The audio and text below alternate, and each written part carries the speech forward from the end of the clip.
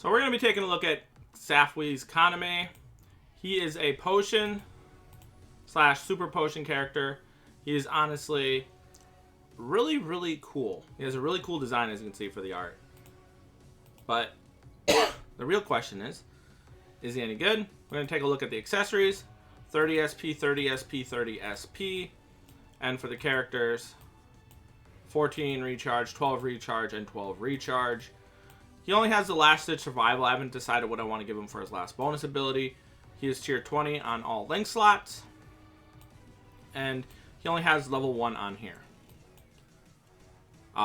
He has guard, break, and hidden enemies in here. So he's going to be pretty good. So you don't need the hidden enemy accessory. Let's back out. And we're going to be doing it on the point event with the technique enemies. We're going to see. Is he good at autoing? He is a potion, super potion droplet enemy. So that is going to hold him back because 3 skills are utilized for farming potential rather than actually being utilized for, you know, more damage, more support.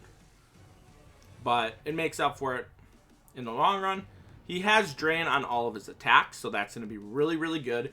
It means if he does manage to get hit, as long as he doesn't get stun locked, he's going to be able to recuperate some of that health. Occasionally, like right there, you see he just healed for 478. And there again, 478. So, as you can see, there's another one.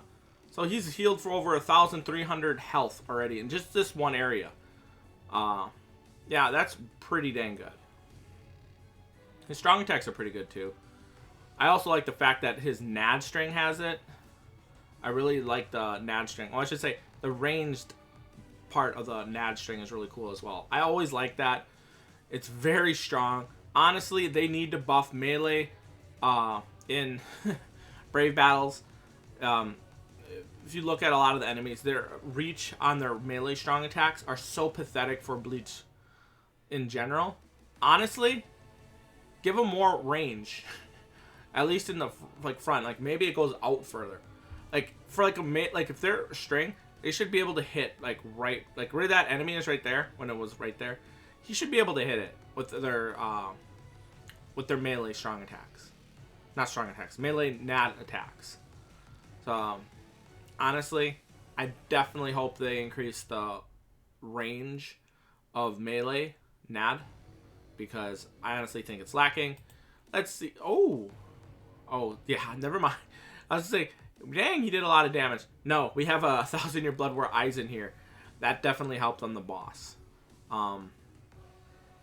He doesn't have any kind of immunity as far as I'm aware. So if you get hit with Weaken, Freeze, Paralysis, yeah, it's gonna be you're gonna be in a bad position there. Of course, this is the more challenging form for these characters, autoing. Because if you play it manually, you're able to dodge, you're able to, you know, play strategically. And here, there's really no strategicness to the game once you're autoing and you just let it go. From here, on out, you know, entering the stage, there is some strategy involved with how you build your character. But once you're in here, if you're truly just autoing it, you're gonna, let's just say, you're gonna be able to not really do much or anything if it goes south. Honestly, I kind of want to see an auto-only game mode that ain't Brave Battles, like a PvE auto-only. So basically, when you enter it, you can only auto. So that way, maybe you can utilize certain characters that normally don't get utilized as much for auto. And maybe you got to build up teams with the expectation that eventually they're going to fall. You know, maybe you can't even switch your teams in combat. So you gotta, it's like, okay, I gotta have this go first because once he gets to this stage, then there's gonna be tech enemies, and hopefully the Kaname would be able to get it so far into the tech area. Then it ends up going to 1,000-year Blood War Yamamoto, and let's face it, he would probably just finish the whole freaking thing by himself. If you have him built right and you have him, you know, max transcended. But let's just say you didn't and you had some other really powerful power enemy, or not enemy, character. and they finish off the the tech characters or enemies, and then you got to deal with speed, and then this guy finishes it off. Like actually having to plan it out ahead of time could be actually kind of cool of a game mode, and it wouldn't require too much work, I don't think, from Caleb's perspective. Another idea is a roguelike mode for Bleach Brave Souls with characters. That could be honestly really cool. Have like your own progression that's separate from the rest of the game, but it's a roguelike. Oh my god, that actually could be really, really freaking good. If Caleb pulls off a roguelike in this game, oh my god, that would be amazing. How would they do it though? I'm gonna have to make a video on that at some point, because holy crap, that would be a brilliant idea. Which is why Caleb's probably not gonna do it. How many runs did I do? 2. So this is the third and final run. I like to do 3 runs to get a general idea of overall how good they are at clearing. I think this character is pretty good overall, just because it has drain on all of his attacks, and he has range strong attack or nat attacks. I don't know why I keep calling that strong attack. Where basically if he runs out of his strong attacks, he has at least that. So like there he got hit, he just did a strong attack and he's back to full health again. This is what I like about these characters. I like characters with drain. Drain is honestly one of my favorite status ailments in the game for characters to have. Especially if you're full stamina damage kind of person, drain and full stamina damage is honestly probably one of the best, if not the best, combinations. Now, if you imagine if you had drain and weaken, that could be really cool.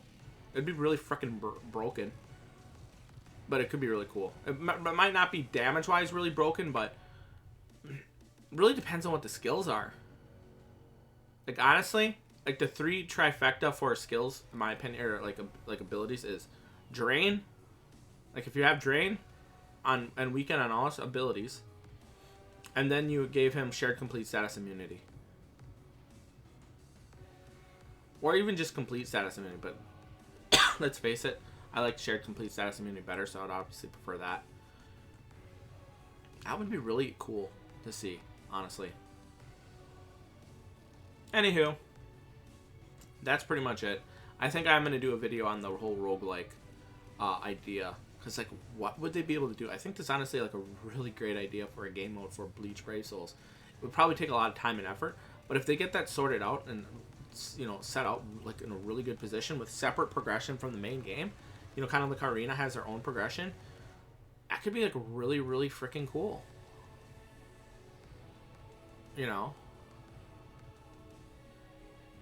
That honestly would get me very interested in the game. Like, I probably would be playing a lot more Bleach Brave Souls if there's a really good roguelike system in Bleach Brave Souls where you could utilize any of the characters you have, and they start at like level 1, and then you basically got to fight through the thing, and every time you're fighting through it, you're leveling up, you're getting stronger, but every time you level up to a certain level, you get to pick certain skills or maybe certain abilities, and then you get to mix match the way you want. Holy crap, that would be cool. Very complex for the system, but honestly, if they took the time and effort to do something, oh my, I'm freaking hype, and I know it's never gonna happen. Anywho, I'm gonna end the video and probably go record that video. Holy crap, that's insane of an idea. I'm sure somebody probably brought it up too. Anywho, thanks for watching. Have a nice day. I'll see you guys next time. Peace.